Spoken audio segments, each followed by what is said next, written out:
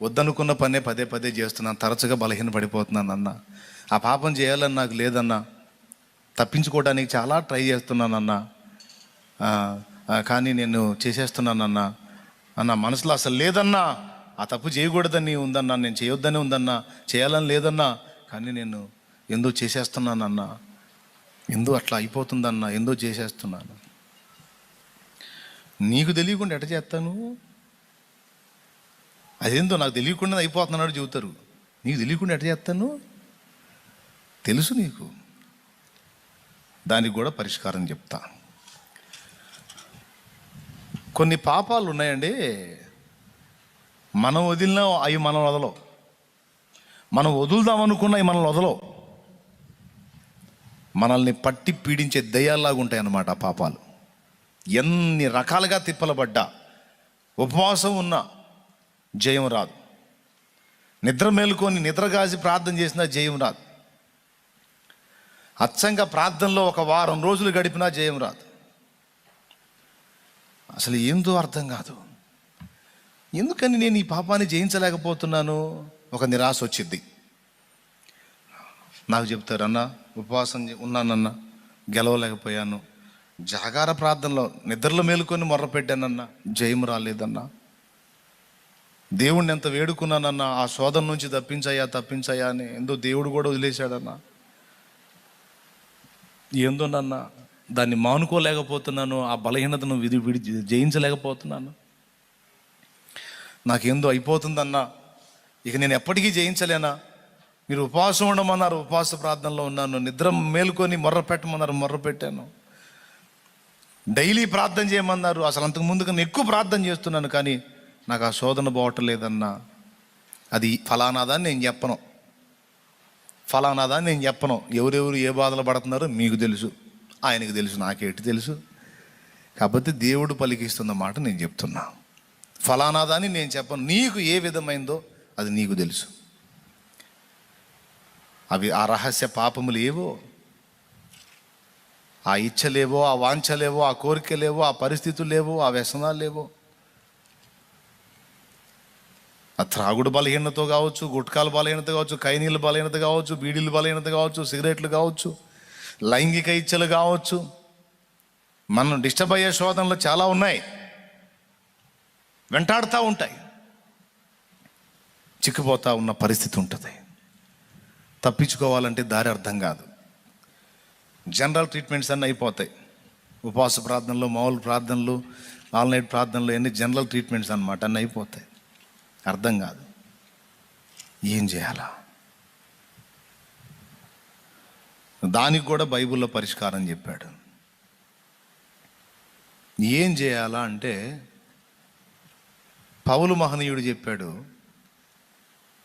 పాత నిబంధనలో యోసేపు మహనీయుడు కూడా చెప్పాడు. ఎట్లా తప్పించుకోవాలంటే పారిపో అన్నాడు. ఆ శోధన జయించాలంటే ఒక్కటే మార్గం, నువ్వు జంప్ అయిపో అక్కడి నుంచి, అంతే.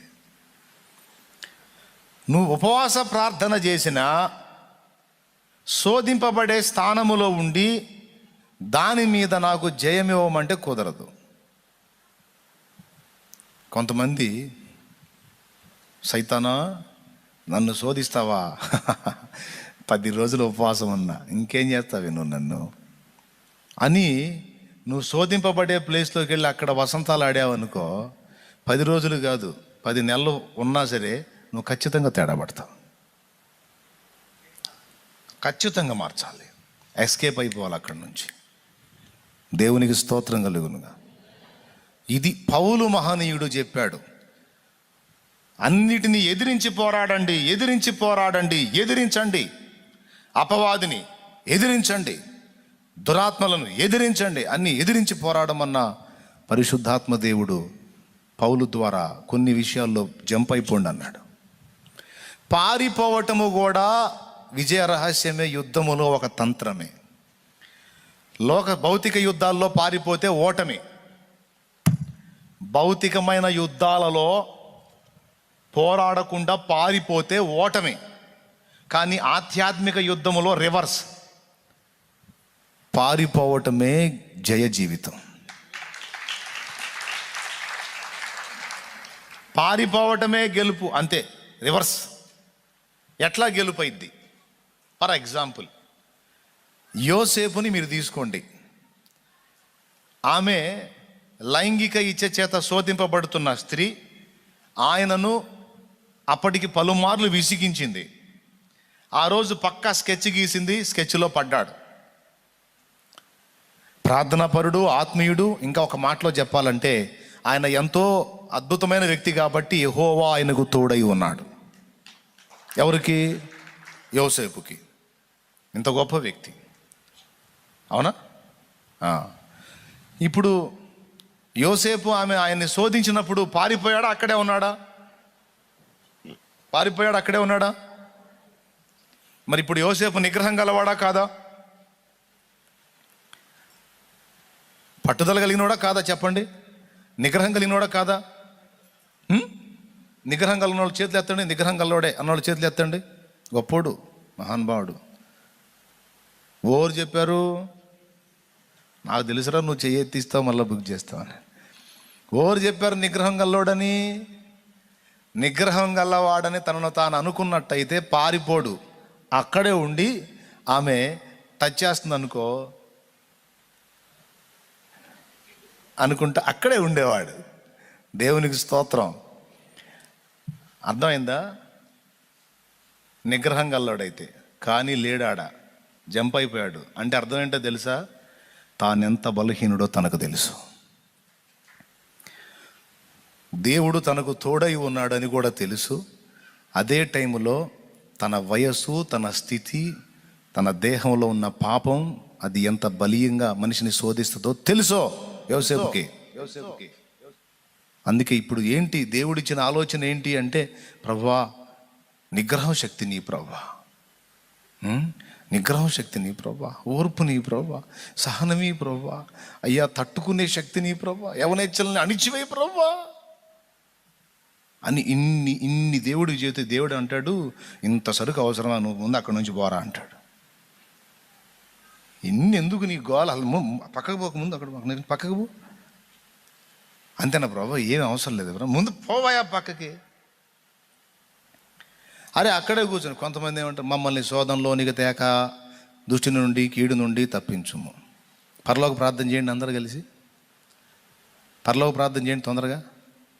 పరలోకమందున్న మా తండ్రి, నీ నామం పరిశుద్ధపరచబడింది కాక, నీ రాజ్యం మాకు వచ్చును చేయండి. నోటు కొను పెద్దగా చేయండి అమ్మ. తగాదులు బాగానే ఆడతారుగా. కొంతమందిని చూస్తుంటాను నేను, అస్సలు చర్చిలో అన్నయ్య అంటుంటారు. ఒక్కొక్క అమ్మ కనపడుతుంటుంది నాకు రోడ్డు మీద, అని. ఈ మనిషి అయినా ఆ మనిషి అని అట్లా. ఇవన్నీ ఎప్పుడు చూస్తావు అన్నయ్య నువ్వు అంటే, చిన్న గుడిసి దగ్గర నుంచి చేసుకుంటూ వచ్చే సేవ. అందరి మెంటాలిటీ తెలుసు. ఒక్కొక్క అక్క దగ్గరికి, అక్క మనం నువ్వు ఆగయ్యా, నువ్వు ఆగు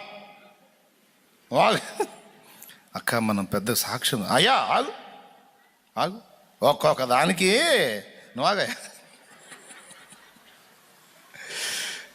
ఏదనుకున్నా మరి, ఎన్ని బాధలు పడి వచ్చాం తెలుసు.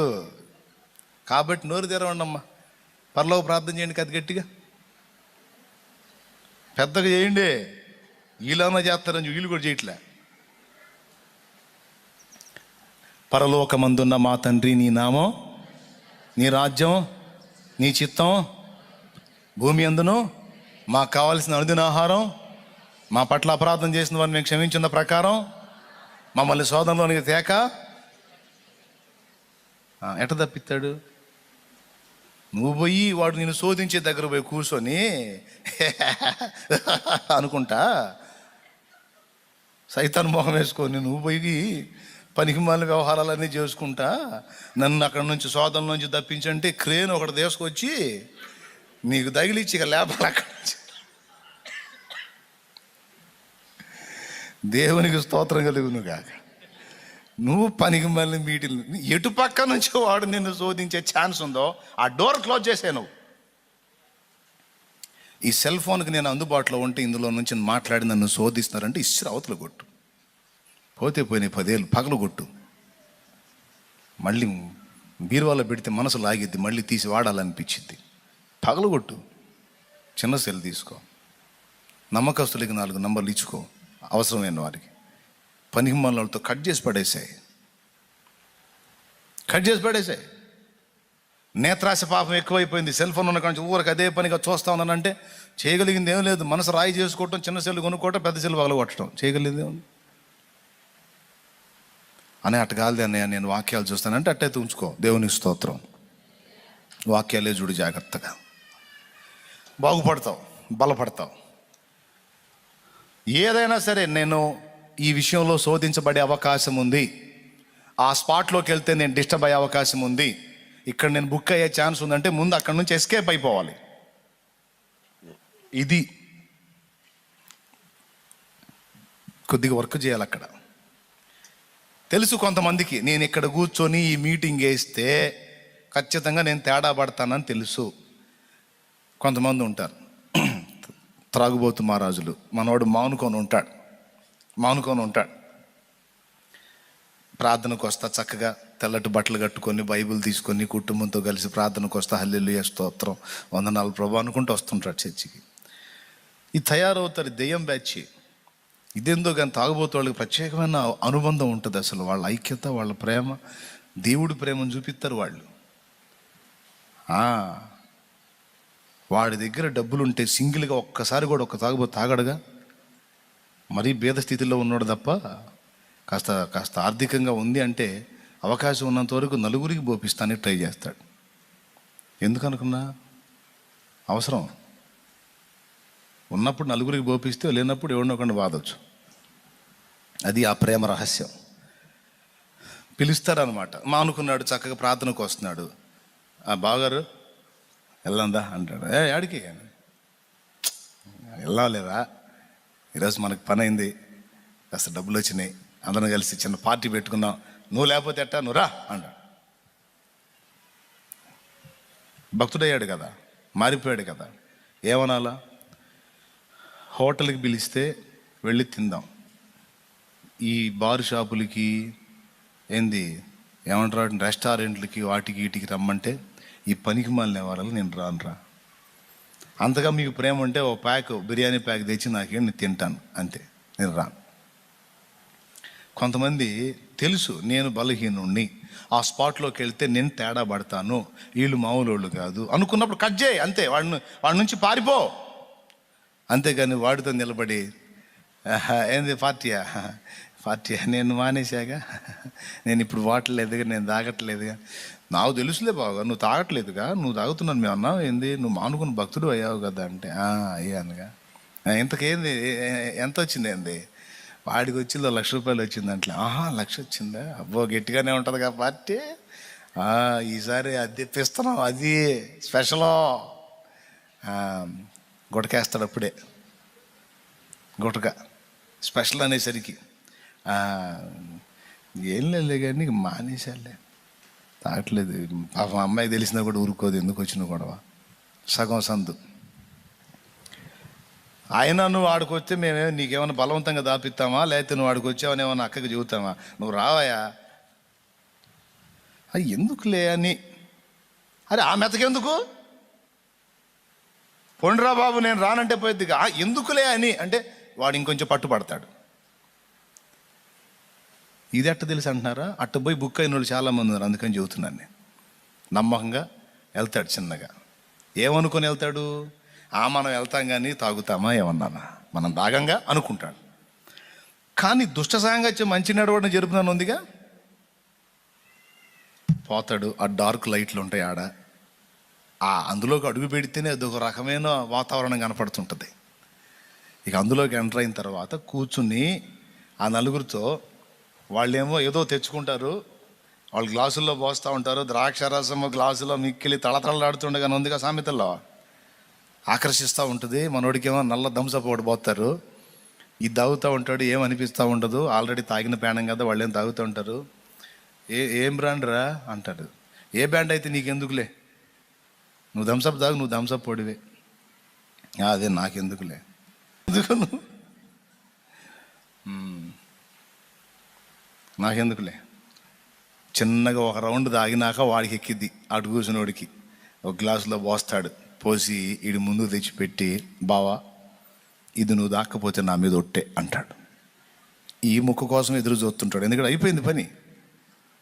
శోధింపబడే స్థలంలో కూర్చున్నప్పుడు ఆకర్షిస్తూ ఉంటుంది. అది కాదు అన్నది నీ శరీరం.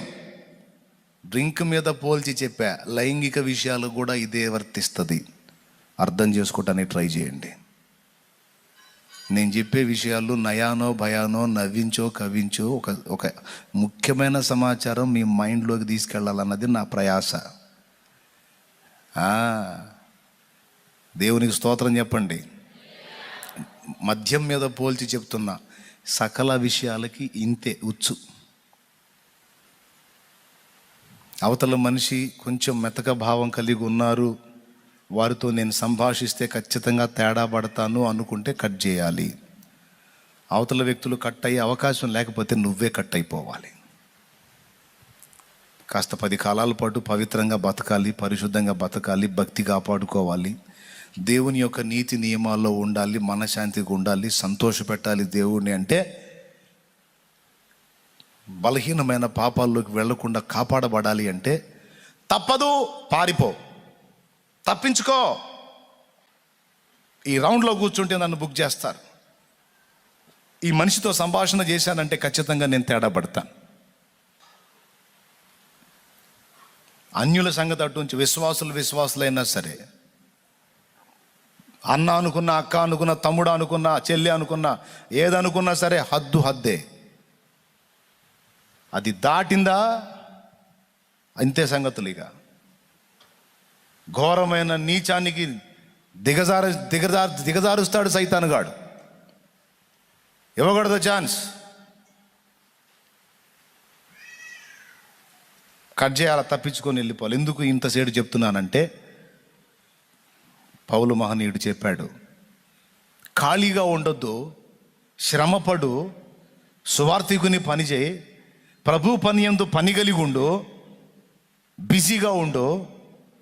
అంతేకాదు, ఈ వర్క్లో ఎప్పుడన్నా గ్యాప్ వస్తే ఆ గ్యాప్లో నీ యవ్వనేచ్ఛలు నిన్ను శోధించు అవకాశం ఉంది కనుక వాటిని విడిచి పారిపో. చూస్తారా ఎక్కడ రాశాడో, ఎక్కడ చెప్పాడో? తీయండి. పారిపో అని ఎందుకు చెప్తున్నానో తీయండి. బైబిల్లోనే ఉంది ఆ మాట. తిమోతికి రాసిన 2వ పత్రిక, అపోస్తలుడైన పౌలు తిమోతికి రాసిన 2వ పత్రిక 2వ అధ్యాయం 22. చదువు తల్లి. 2:25 అంట చూడు. నీవు యవనేచ్ఛల నుండి పారిపోమ్ము. పుట్టినోట్లు ఏముందమ్మా? విడిచి పారిపోమ్ము. యవనేచ్ఛలను విడచి పారిపో. ఇంకొకటి కూడా చూడండి.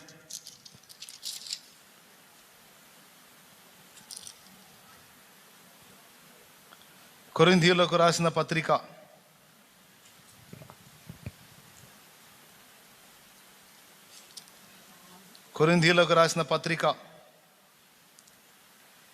6వ అధ్యాయం 18వ వచనం. 6:18 చూడు. జారత్వమునకు దూరముగా పారిపోవుడి. అది పారిపో. అక్కడే కూర్చొని కుళ్ళు జోకులు వేసుకుంటా, పనికి మళ్ళీ కబుర్లు మాట్లాడుకుంటా, ఇగిలిచ్చుకుంటా, సగిలిచ్చుకుంటా, వెకిలి నవ్వులు నవ్వుకుంటా, అనుకుంటా, అదట్ట ఇదట్ట అని పనికి మళ్ళీ మీటింగ్లు వేసుకుంటా పాడు కావద్దు. టైం వేస్ట్ ముచ్చట్లొద్దు. నిన్ను శరీరాశలకి లాక్కెళ్ళే ముచ్చట్లొద్దు. పనికి మళ్ళీ మీటింగ్లు వద్దు. నిన్ను బుక్ చేయాలనుకున్నాడు వచ్చి పనికి మళ్ళీ మీటింగ్లు పెడుతుంటాడు. వాడు వచ్చి మీటింగ్ పెట్టాడంటే అర్థం ఏంటంటే బుక్ చేయడానికి. అవసరం లేకపోయినా మాట్లాడుతుంటాడు, అవసరం లేకపోయినా సంభాషణ, అవసరం లేకపోయినా మాట్లాడుతూ ఉంటుంది. స్త్రీ అయినా పురుషుడైనా ఎవరైనా గుర్తుపట్టి ఏదో తేడా పడుతుంది, ఇది ఎటో వెళ్ళిపోద్ది, ఎక్కడ ఉండకూడదు, నేను వెళ్ళిపోవాలి. అసలు ఈ టైం నేను ఎందుకు ఇచ్చాను? దేవుడు చెప్పాడు కదా నన్ను ఖాళీగా ఉండొద్దని. ఇతగాడు వచ్చి నాతో మాట్లాడినంత గ్యాప్ నేను ఎందుకు ఇచ్చాను? ఈమె వచ్చి నాతో మాట్లాడినంత ఖాళీ నేను ఎందుకున్నాను? ఈ గ్యాప్ నన్ను కొంప ముంచిది కదా, ఉండకూడదు కదా. సేవకులకు కూడా, హలో, దైవజనులకు ఎక్కువ ఎంటీ టైం. ఆదివారం ఓ ప్రసంగం, శుక్రవారం ఓ ప్రసంగం, మిగిలిన టైం అంతా ఖాళీయే. ముఖ్యంగా పాస్టర్లకి పాస్టర్ అమ్మలు కూడా. ప్రభు పని యందు మనం ఆసక్తి కలిగి ఉండాలి, ఖాళీ ఉండొద్దు. ఈరోజు ఇక్కడ కూటం జరిగితే రేపు ఇంకో చోట ఏర్పాటు చేసుకొని వెళ్ళిపోవాలి, మరో రోజు ఇంకో చోట. దేవుని పనే. మిగిలిన లోకానుసారమైన జీవితంలో ఉన్నప్పుడు 6 రోజులు కష్టం చేసుకొని సంపాదించి కుటుంబానికి పెట్టి బతికించుకొని పోషించుకున్నాం. ఇప్పుడు జాబ్ మారింది, లోక సంబంధమైనటువంటి అధికారం కింద నుండి దేవుని అధికారం కిందకు వచ్చాం. యజమానుడు మారాడు, కానీ పని నిర్విరామంగా చేయాల్సిందే. అంతకుముందు లోకంలో చేశాము, ఆ లోక సంబంధమైన యజమానుడి కంటే ఉత్తముడి కింద ఇప్పుడు పని కుదిరాం. మరి ఎక్కువ కష్టపడాల్సి ఉంది.